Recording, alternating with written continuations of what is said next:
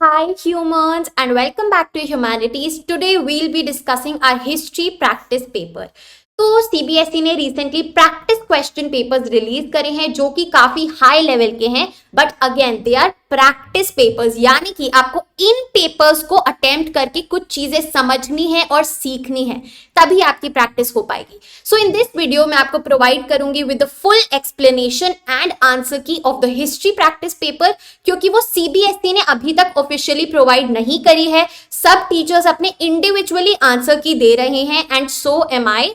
तो ये जो आंसर की होने वाली है वो पर्सनली मैंने खुद अटेम्प्ट करके लिखी है एंड आई वुड से मैं 100% सारे क्वेश्चंस ये नहीं कहूंगी कि सही है मेरी आंसर की में, बट 2 से 3 क्वेश्चंस हैं जो थोड़े से कंफ्यूजिंग है और जिनका डायरेक्ट आंसर बुक में भी नहीं दिया गया है. तो उन क्वेश्चंस को लेके थोड़ी सी कंट्रोवर्सी हो सकती है. जो आपका ओपिनियन होगा वो आप कमेंट बॉक्स में बताना, but 99% this answer key is correct. तो हिस्ट्री प्रैक्टिस पेपर को अटेम्प्ट करने के साथ साथ हम एनालाइज करेंगे कि हमारा माइंडसेट क्या होगा, सीबीएसई क्या एक्सपेक्ट कर रहा है हमसे इन आर हिस्ट्री एग्जामिनेशन.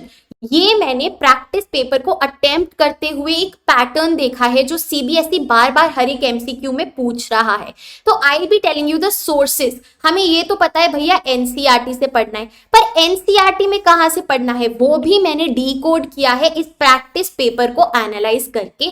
बहुत इंपॉर्टेंट है, आपको पूरा स्ट्रैटेजी, आपको पूरा माइंडसेट समझ आ जाएगा once you go through this explanation with me. बहुत मजा आने वाला है और आप पूरे तरीके से समझ जाएंगे कि आपकी इन बचे हुए दिनों में कैसी प्रेपरेशन होनी चाहिए, क्या अप्रोच होनी चाहिए एमसीक्यूज को लेके. So the level we know English exam का मॉडरेट था, हाई भी कह सकते हैं. तो हिस्ट्री के लिए भी लो लेवल नहीं आएगा, इजी नहीं होगा. The level would be between moderate and high. तो हमें वैसी ही प्रेपरेशन करके चलना है. एंड प्रैक्टिस, भैया जी ये पेपर प्रैक्टिस पेपर है तो डरिएगा नहीं. आपको इससे सीखना है और देखना है कि आप कहाँ पे गलती कर रहे हैं और कहाँ पे इंप्रूवमेंट कर सकते हैं. तो हमारी सारी जो प्रॉब्लम है हिस्ट्री की उसका एक ही सोल्यूशन है, वो है ये एक्सप्लेनेशन जो मैं आपको इस वीडियो में दूंगी. It is going to help you a lot. आप 30 to 40 मिनट्स निकालिए और प्लीज ये वीडियो देखिए क्योंकि आपका ही फायदा होने वाला है. So let's get started. Okay, so here is our history practice question paper. Let's begin with it. Number 1, question 1 says Harappan cities planned their cities in a which way? Pattern लिखा गया है यहाँ पे. Grid pattern, triangular pattern, nested rings pattern, circular pattern with the Citadel in the middle. हमने NCERT में क्या पढ़ा है? देखो ये जो सारे क्वेश्चन है ना, इसमें बहुत सारी एक्स्ट्रा इंफॉर्मेशन भी रहेगी. आपको हमेशा ये ध्यान रखना है कि आपने भैया अपनी बुक में, अपनी एनसीईआरटी में क्या क्या पढ़ा है. So that is what matters. जो आप एनसीईआरटी में पढ़ेंगे सिर्फ और सिर्फ वही आप आंसर टिक करेंगे, additional information no.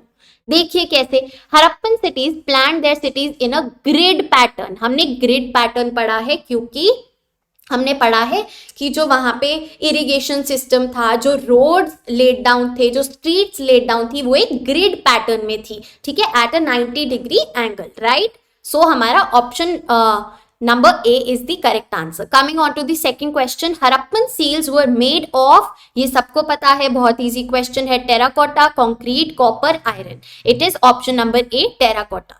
Now comes our assertion and reason question. अब देखो मैंने आपको इधर इस वीडियो में सिखाया है कि assertion reason को कैसे अटेम्प्ट करना है. अगर नहीं देखी है पहले वो जाके देखो, ट्रिक सीखो और फिर यहाँ पे वापस आओ. ए assertion हमारा कह रहा है the city architects of the Harappan civilization had an extensive understanding of shapes and angles. कि भैया जो हड़प्पन सिविलाइजेशन के आर्किटेक्ट थे, जिन्होंने उस सिविलाइजेशन को बनाया, वहां के घर बनाए, वहां की पूरी सिटीज बनाई, उनको ना शेप्स और एंगल्स की बहुत ज्यादा नॉलेज थी. रीजन कह रहा है the streets of the Harappan civilisation divided the entire city into square and rectangular blocks. तो मेरी ट्रिक के अनुसार आपको क्या करना है, यहां बीच में बिकॉज लगा देना है ना. तो यहां हमने लिख दिया बिकॉज। अब देखते हैं क्या ये सही है या नहीं। The city architects of the Harappan civilisation had an extensive understanding of shapes and angles because the streets of the Harappan civilisation divided the entire city into square and rectangular box. Perfect, ये दोनों सही हैं, हमें पता है क्योंकि हमने पढ़ा है अपनी बुक में। So, what is the correct answer? Option number C. Both A and R are true and R explains A. Perfect. आगे चलते हैं। नेक्स्ट क्वेश्चन भी असर्शन रीजन है, इसको अटेम्प्ट करते हैं। असर्शन कहता है possession of precious jewellery symbolised wealth, power and status of a person in Harappan civilisation. हम सबको ये पता है, क्या ये सही है? यस, हमने फाइंडिंग बेरियल्स में पढ़ा है, राइट, कि उनको दफनाया भी ज्वेलरी के साथ जाता था, तो ये एकदम सही बात है। रीजन देखते हैं। People from the Harappan civilisation would buy jewellery by using their seals to improve the social status. क्या हमने ऐसा एनसीईआरटी में पढ़ा है कि वो सील्स के बदले में लेते थे ज्वेलरी? नो। सो हम यहां लगा देते हैं क्रॉस। तो अब कौन सा सही ऑप्शन बन रहा है? A is true but R is false. So option number A is the correct answer. Clear? Next question पे चलते हैं। Question number 5। All the information about the rules of diplomacy, administrative systems and other political topics of the Mauryan Empire can be found in which of the following documents? ये सब कहाँ पे लिखा है? कौन से शास्त्र में लिखा है भैया? चलो देखते हैं। ऑप्शंस है in the Indica, on Ashoka's edicts, in the Arthashastra, on the walls of Sanchi stupa. तो इंडिका क्या है भैया? इंडिका वो किताब है जो मेगास्थनीज ने लिखी थी, ये हमने पढ़ा है अपनी बुक में, ठीक है। अशोका's एडिक्ट क्या है? एडिक्ट्स होता है ऑफिशियल डॉक्यूमेंट जो एक अनाउंसमेंट करते हैं, फॉर एग्जाम्पल ऑफिशियल ऑर्डर, एक प्रोक्लेमेशन। तो ये सही जवाब है। अर्थशास्त्र में इतनी सारी डिटेल्स नहीं थी about the political system and all, fine. और वॉल्स ऑफ सांची स्तूपा तो बिल्कुल नहीं है। So option number B is the correct answer, क्योंकि वो एक ऑफिशियल ऑर्डर होता था जो किंग ने जो भी आई वुड से रूल्स निकाले हैं, जो भी पॉलिसीज निकाली हैं, वो सब अशोकन एडिक्ट में मिलते थे। Now next question, question number 6। In the mahajanapadas the Raja levied many different kinds of taxes. The taxes levied were used for which of the following purposes? Purposes क्या क्या है? टू कीप एन आर्मी, एक army रखने के लिए, yes. To create road networks, yes. And to maintain law and order, yes. ये अगर आपने बुक नहीं भी पढ़ी है, ये लॉजिकल क्वेश्चन है, इसमें बस दिमाग का प्रयोग करना है। So option number D is the correct answer. Next question, question number 7। In ancient India, most of the Janapadas and Mahajanapadas were concentrated in which region of India? ये क्वेश्चन देख के मैं एक बात समझ गई कि सीबीएसई आपसे क्या चाहता है। सीबीएसई आपसे चाहता है कि आप बारीकी से चीजों को समझें, जो मैप्स दिए गए हैं बुक में आप उनको एनालाइज करिए। तो भैया जी पेज नंबर आपका 30 पे एक मैप गिवन है। उस मैप में अगर आप देखेंगे तो महाजनपदास एंड जनपदास की लोकेशन दी गई हुई है। उस मैप में आप देखेंगे कि सारे के सारे महाजनपदास इधर जो नदर्न प्लेन्स हैं। अब नदर्न प्लेन्स क्या होते हैं भैया? इतना तो यार पता होना चाहिए। जो ये वाला एरिया है, हिमालय से नीचे वाला एरिया पूरा, ये this is called northern plains. यहाँ ऊपर हमारा कश्मीर और ये सब आ जाता है, और यहाँ से जो एरिया है ये होता है नदर्न प्लेन्स। तो द नदर्न प्लेन्स में सारे के सारे जनपदास और महाजनपदास कॉन्सेंट्रेटेड हैं। So option number C is the correct answer. आपको पेज नंबर 30 पे जो मैप है उसको एनालाइज करना है। तो इससे हमने क्या सीखा कि हमें ईच एंड एवरी मैप को ऑब्जर्व करना है कि कहाँ पे क्या है, और ये आप मैप पॉइंटिंग करेंगे तो आप वैसे भी ऐसे क्वेश्चंस अटेम्प्ट कर सकते हैं। For the map pointing work मैंने यहाँ पे ट्रिक्स एंड टिप्स डाली हुई हैं कि मैप वर्क को आप कैसे याद कर सकते हैं। The link is in the description box below. अब हम चलते हैं अपना सोर्स बेस्ड क्वेश्चन पे, क्वेश्चन नंबर 8। ये जो हमारा क्वेश्चन है ये थोड़ा ट्रिकी है, तो जब भी आपको कोई क्वेश्चन समझ ना आए तो बेस्ट ऑप्शन है कि आप उसे स्किप कर दें। बट अब हम सीखेंगे ऐसे क्वेश्चंस में कहाँ पे ध्यान देना है। यहाँ लिखा है द नासिक प्रशस्ति ट्रांसलेट्स एज। अब सबसे पहली बात तो ये नासिक प्रशस्ति तो हमारी बुक में है ही नहीं और ना ही हमने पढ़ा है। हमने क्या पढ़ा है? प्रयाग प्रशस्ति पढ़ा है, राइट? कोई नहीं, देखते हैं आगे क्या लिखा है यहाँ पे। The king of Kings who was equal in strength to Mount Himavat, who crushed the pride of Kshatriyas, who destroyed the Shakas, Yavanas and Pallavas, whose horses drank waters of 3 oceans and who restored the glory of his royal family। हमने जो मैंने underline किया हुआ है सिर्फ वो पढ़ा है एनसीईआरटीज में कि एक राजा था जिसने प्राइड ऑफ क्षत्रियास को क्रश कर दिया था। कौन था वो? ये हमने पढ़ा है। He was no one other than Gautamiputra Satakarni from the Satavahana dynasty. मैं आपको पेज नंबर भी बता देती हूँ, it is on page number 63 of your books. ठीक है, तो option number D is the correct answer. आपको बस उतनी नॉलेज अप्लाई करनी है जो आपने अपनी एनसीईआरटी से पढ़ा है। बाकी ये सब पैनिक मत हो जाना, ये तो आउट ऑफ सिलेबस है, ये तो हमने पढ़ा ही नहीं। Don't worry, you can easily skip questions. Clear है?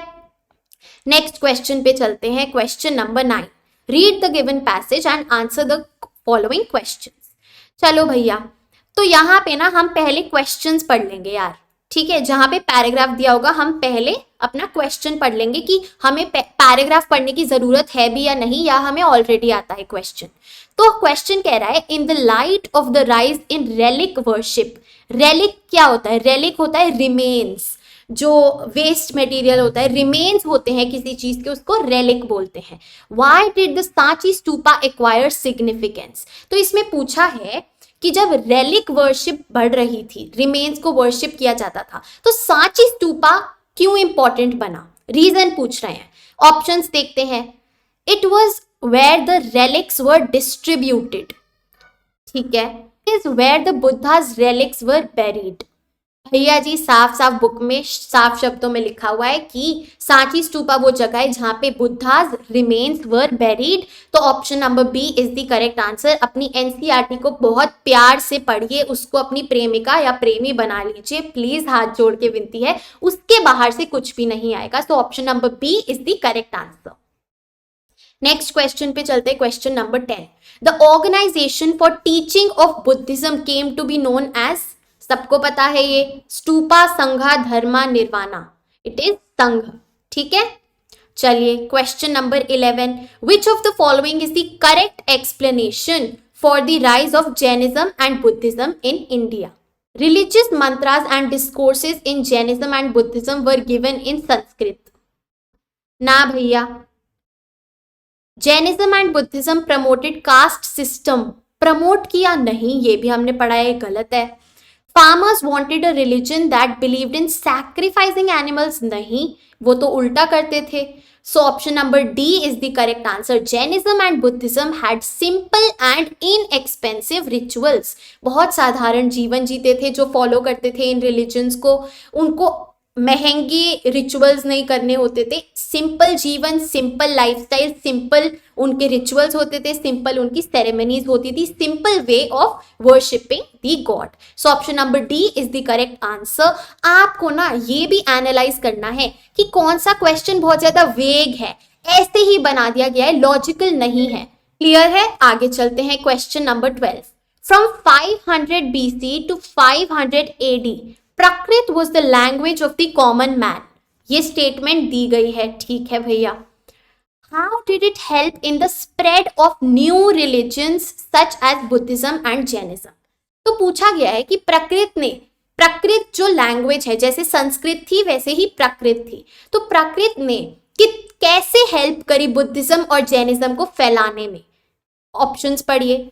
Only Prakrit had a written script unlike Sanskrit and other languages. ऐसा तो कुछ भी जिक्र नहीं हुआ है बुक में, गलत है ये। People understood the sermons as they were given in Prakrit. सही बात है, लोगों को समझ आती थी, ठीक है। देखते हैं आगे।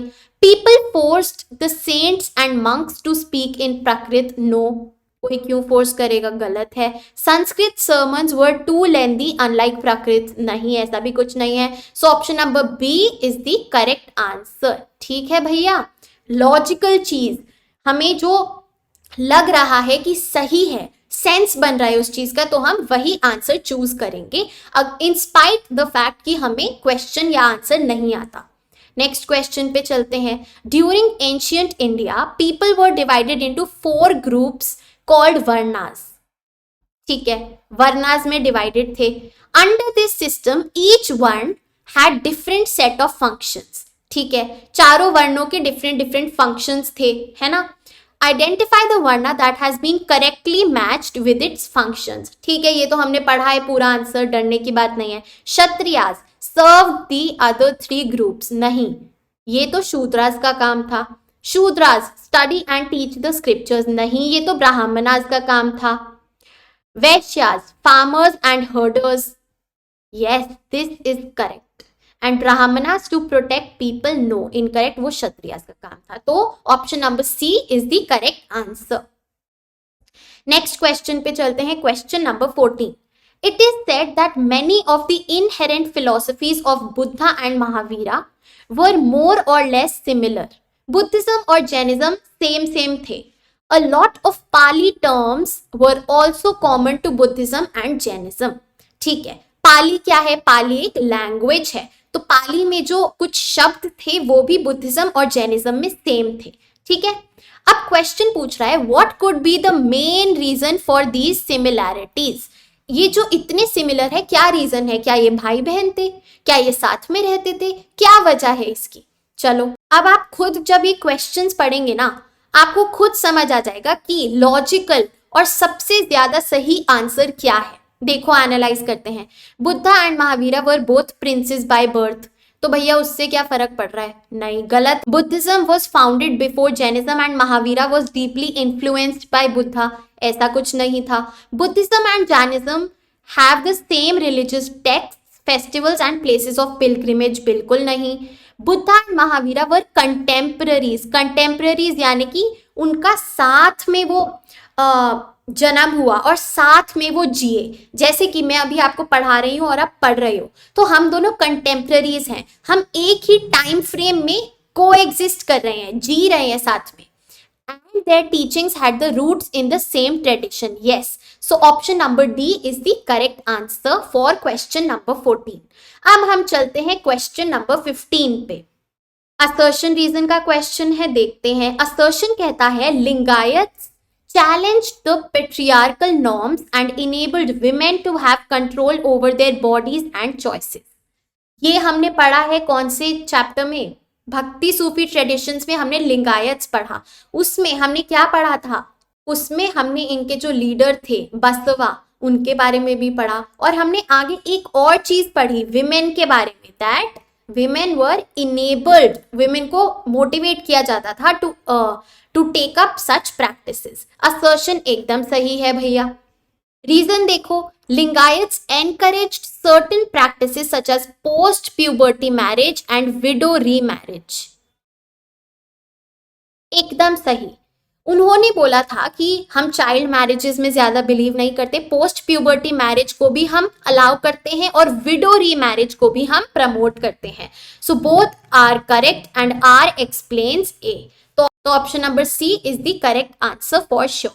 लिंगायत्स काफी इंपॉर्टेंट है, आप पढ़ लीजिए। भक्ति सूफी अगर आपने नहीं पढ़ा है, पढ़ लीजिए। मैंने शॉर्ट वीडियोस भी बनाई हुई हैं, link is in the description box below. Question number 16। Consider the following statements regarding the Muslim rulers from 13th to 16th centuries. चलो, मुस्लिम रूलर्स के बारे में क्या सही है क्या गलत है देखते हैं। They expressed respect and regard for all religions that existed under their rule. Correct. They gave land endowments and granted tax exemptions to non-Muslim religious institutions. Correct. They gave Brahmanas high posts in the administration so that non-Muslims have powerful positions. नहीं, ऐसा कुछ तो नहीं लिखा है, ना ही हमने पढ़ा है। They started to adopt principles given in the Vedas to gain popularity among the non-Muslim population. No, ऐसा भी नहीं है। So question कह रहा है incorrect statements क्या है? It is 3 and 4. So option number D is the correct answer. चलिए question number 17 देखते हैं।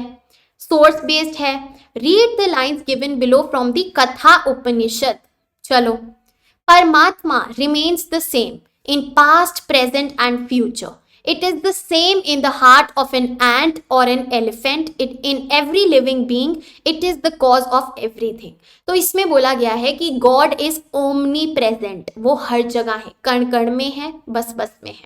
ठीक है. The line written above is based on the ideas of. ठीक है. इनमें से कौन सी ग्रुप के आइडियाज पे बेस्ड है? Alvars and Nayanars of Tamil Nadu? नहीं. Nirguna bhakti traditions, saguna bhakti traditions and Lingayat movement. The correct answer is nirguna bhakti traditions. ये भक्ति ट्रेडिशंस कौन से हैं? जो विदाउट एट्रीब्यूट मानते हैं, जो मानते हैं कि भगवान को जरूरी नहीं एक मूर्ति में बना के पूजा जाए. वो हर जगह है. वो एक जानवर में भी है, एक चीज में भी है, पौधों में भी है, एयर में भी है, हर जगह है. सो Nirguna bhakti traditions is the correct answer. Question number 18.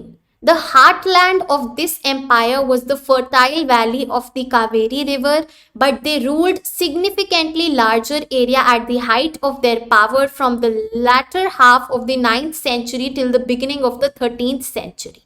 Identify the empire. अब इस चीज के लिए ना आपको इन चारों के चारों एम्पायर्स के ईयर्स की, इनके पीरियड की नॉलेज होनी चाहिए.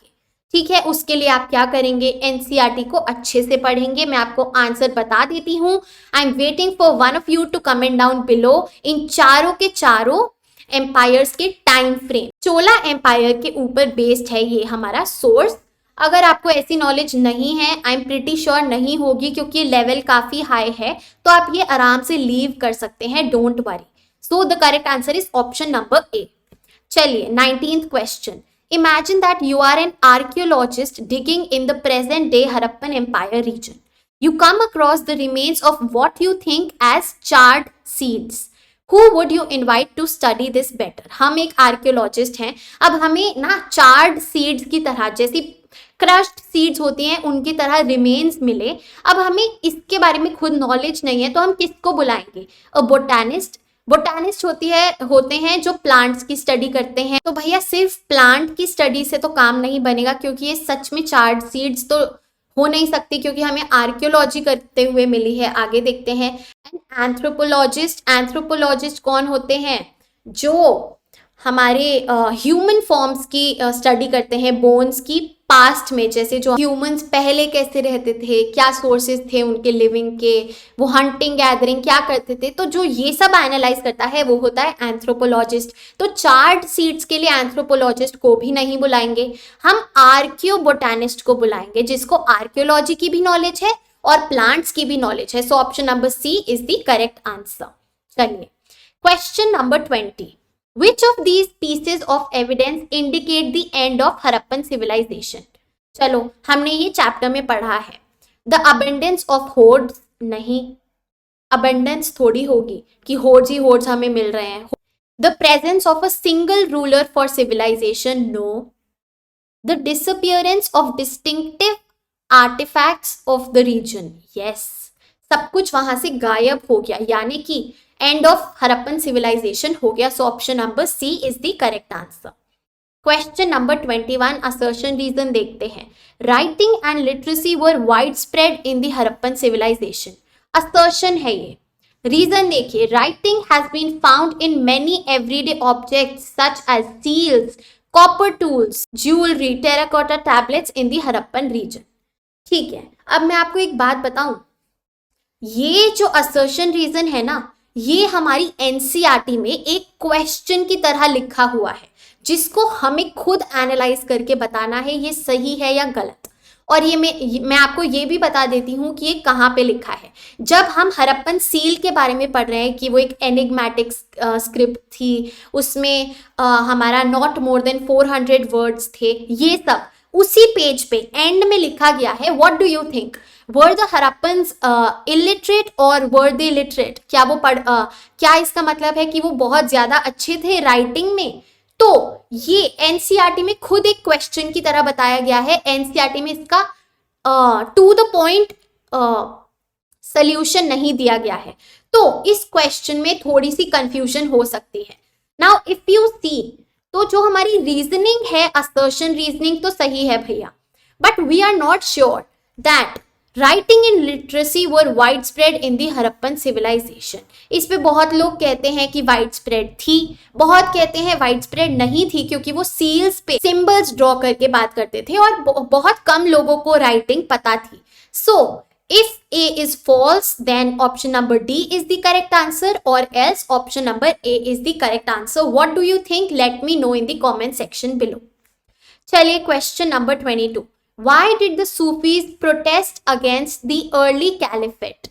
ये भी हमने बुक में पढ़ा है, क्योंकि क्या हुआ था, वो बहुत ज्यादा मटेरियलिस्टिक हो गए थे। ठीक है, वो स्पिरिचुअलिटी नहीं उनमें ज्यादा नजर आ रही थी, वो बहुत ज्यादा ही मटेरियलिस्टिक और डॉगमेटिक हो गए थे। So option number C is the correct answer. साफ साफ बुक में लिखा है, आप पढ़िए अच्छे से भक्ति एंड सूफी ट्रेडिशंस को। Next question, question number 23.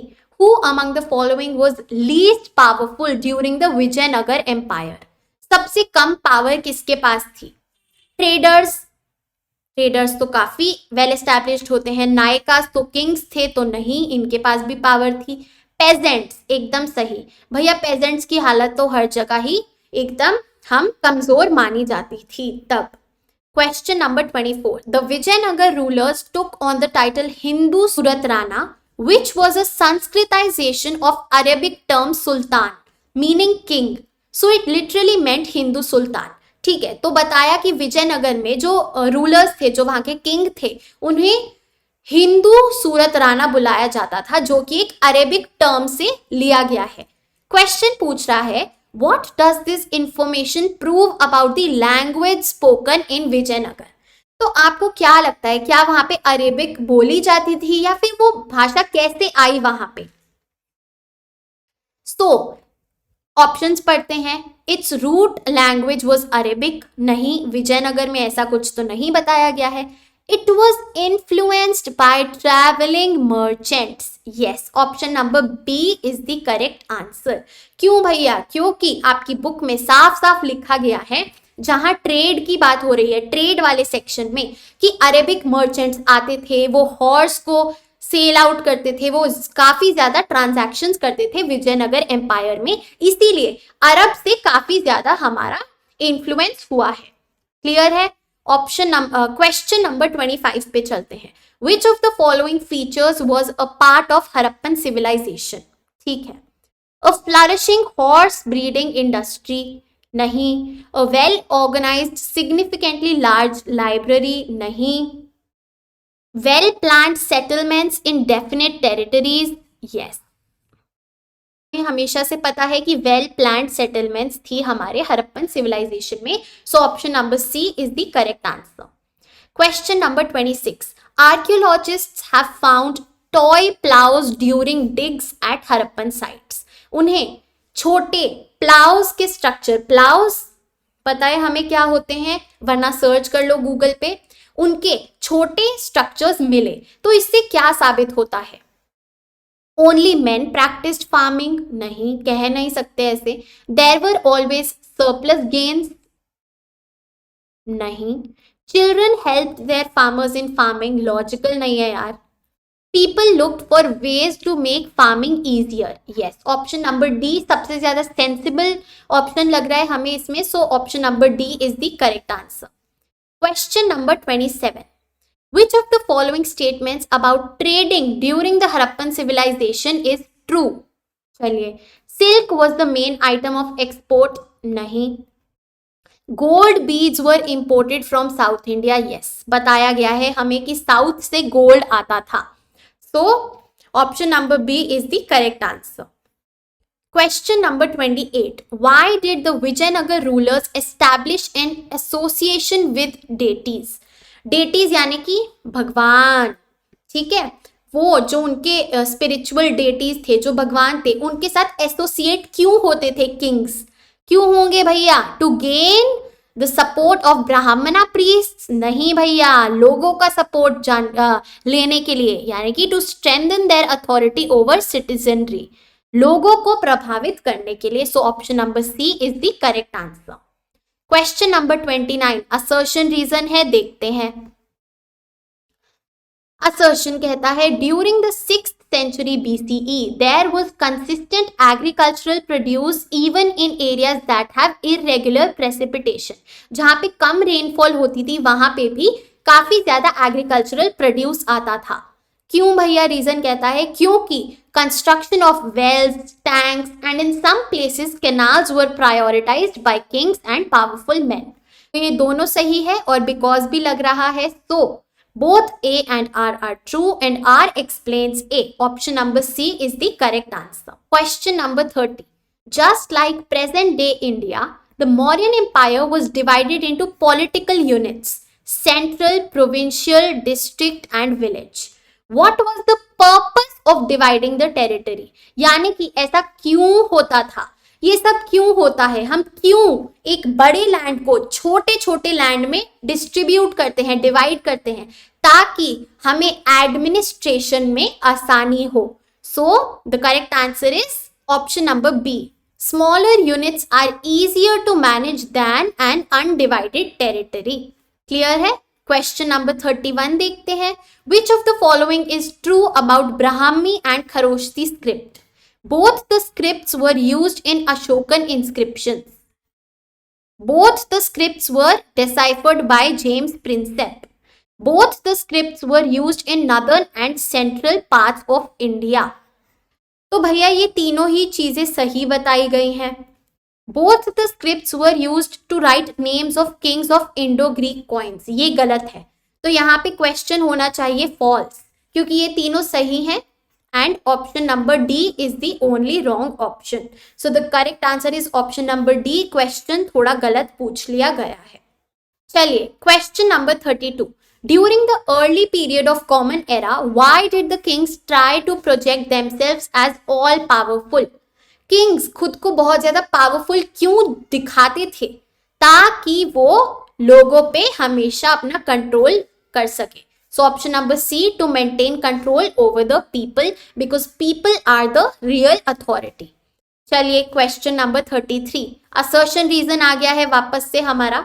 The establishment of a Bhikkhuni Sangh acknowledged that women too could be noble, virtuous and wise just like men. ठीक है. Reason देखिए. Many Bhikkhunis from the Sangha became teachers of Dhamma and went on to become theris who had attained liberation. अब आप मेरे को बताइए assertion सही है या नहीं. देखिए असर्शन गलत है, क्योंकि असर्शन में लिखा गया है कि पहले अलग से एक भिक्खुनी संघा बनाया गया और उसमें विमेन को डाला गया, बट ऐसा नहीं लिखा है. बुक में लिखा है कि भिक्खुनीज को भी अब संघ में डाल दिया गया, यानी they were now a part of the existing Sangha. एक अलग से एस्टैब्लिशमेंट नहीं हुई थी. So the assertion is wrong and the reason individually is right. So A is false but R is true. Option number B is the correct answer. Question number 34. There are two statements. Assertion reason वापस देखते हैं. Assertion कहता है ideas of Jainism at times have shaped movements like environmentalism which are based on protecting plant and animal diversity. Because as per Jaina teachings, humans should respect plants and animals to earn good karma. अगर हम देखें तो ये theory एकदम सही है, because Jainism promoted life in every thing. वो मानते थे कि एवरीथिंग इज एनिमेट, हर चीज के अंदर लाइफ है and we should treat everything with equal respect, चाहे वो प्लांट्स हो या एनिमल्स हो. सो इन सम वे और द अदर इन्वायरमेंटलिज्म को प्रमोट किया है जैनिज्म ने. So this is both A and R are true and R explains A. Option number C is the correct answer.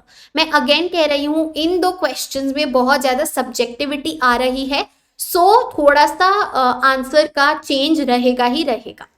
चलिए question number 35. The Jataka tales are native to India and concern the previous births of a certain religious figure. Paintings of them are found in the Ajanta caves. The Jataka tales are connected with which religious figure?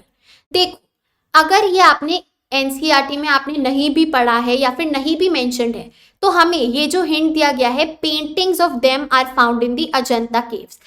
Ajanta caves में बुद्धास की paintings मिले हैं. So the correct answer is option number C, Buddha.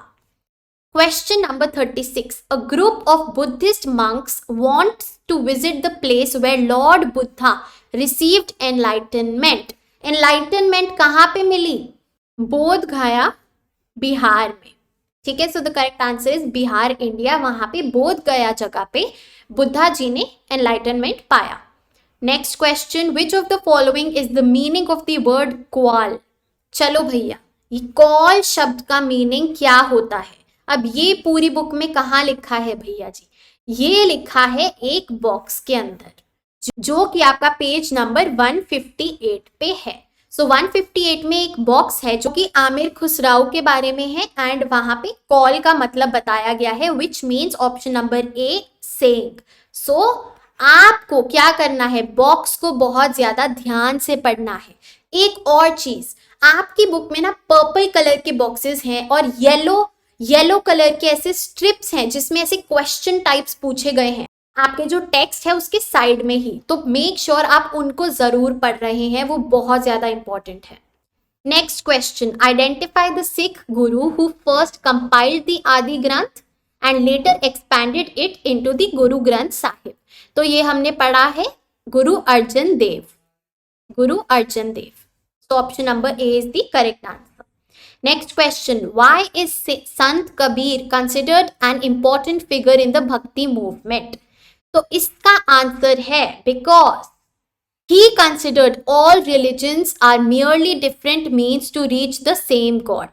वो communism में believe नहीं करते थे, वो मानते थे कि सबको अल्टीमेटली गॉड के पास जाना है और रिलीजन्स बस अलग अलग रास्ते हैं जो उन्हें एक ही भगवान के पास पहुंचाते हैं. So option number D is the correct answer. Book में क्लियरली मेंशन्ड है. Question number 40. Which of the following is the reason why people embraced the bhakti movement? Bhakti movement को ने लोगों को अपील क्यों किया? क्योंकि भैया जी it allowed people of different castes to worship the same deity. Bhakti movement was one such movement जिसने कास्टिज्म और कम्युनिज्म पे ज्यादा फोकस नहीं दिया, इंस्टेड भक्ति पे, उस फीलिंग पे सबसे ज्यादा फोकस दिया. Question number 41. Which of the following could be considered true about संत मीराबाई? मीराबाई के बारे में क्या सच है इसमें से? मैं आपको डायरेक्टली बता रही हूं क्योंकि ये सब कुछ बुक में से डायरेक्ट दिया गया है. The correct answer is she stood for her beliefs that challenged patriarchal norms. उन्होंने पेट्रियार्की को चैलेंज किया. क्यों भैया? क्योंकि वो आफ्टर गेटिंग मैरिड वो अपना घर छोड़ के in the search of enlightenment in the bhakti of God लग गई थी. Now question number 42. In this tradition, male ascetics shun all property and wear no clothes. ये पढ़ते ही हमें पता है it is Jainism and Jainism का सिर्फ एक ही ऑप्शन है. तो option number B is the correct answer. ऐसे आपको इन सोर्सेज में ना सिर्फ रेलेवेंट इंफॉर्मेशन ढूंढनी है. Question number 43. A stone inscription found in a temple from medieval India would primarily tell the names of all the kings who followed the religion? नहीं. Foreign travelers who came to the temple? नहीं. All the people involved in the construction of temple? नहीं. जो मजदूर हैं वो सब? नहीं भैया. Option number D is the correct answer. Kings and other wealthy people who gifted land for the temple. Next question पे चलते हैं. Question number 44. Which of these statements is true in context of Chandalas according to Manusmriti? ठीक है भैया. They could walk around freely in the city? नहीं, opposite होता था. They provided opportunities to integrate with the rest of community? No. Certain Chandalas had permission from Brahmanas to study religious texts? No. Option number D is the correct answer. They had to live outside the limits of the city and wear discarded clothes. Next question पे चलते हैं. Question number 45. The principal deity in the Vithala temple was Vithala, a form of Vishnu generally worshipped in Maharashtra. What can be deduced from the existence of this temple in Vijayanagar Empire? कि भैया यहाँ पे एक Maharashtrian God का temple है. इससे हम क्या समझ पा रहे हैं? क्या समझ पा रहे हैं? The intermingling of regional cultures. So option number A is the correct answer. Next question पे चलते हैं, which of the following is not one of the 16 Mahajanapadas? तो अयोध्या है, अयोध्या नहीं थी Mahajanapada, so option number B is the correct answer. अब next question पे चलते हैं, सोर्स दिया गया है हमें कृष्णदेवराया के ऊपर। The most famous ruler of Vijayanagar composed a work on statecraft in Telugu known as Amukta about traders he wrote. अब उसमें क्या लिखा था? देखिए, ये ध्यान से देखिए, बहुत ज्यादा सब्जेक्टिव हो जाता है वरना। A king should improve the harbours of his country. Harbours यानी कि जो पोर्ट्स होते हैं, नदी के पास जो पोर्ट्स होते हैं वो होते हैं हार्बर्स, जहां पे शिप्स खड़ी होती हैं। And so encourage its commerce that horses, elephants, precious gems, sandalwood, pearls and other articles are freely imported. इससे क्या होगा, जो हमारे ट्रेड है वो बढ़ेगा, क्योंकि जो बाहर की कंट्रीज से लोग आएंगे वो शिप्स के थ्रू आएंगे और फिर इंपोर्ट करेंगे। He should arrange that the foreign sailors who land in his country on account of storms, illness and exhaustion are looked after in a suitable manner.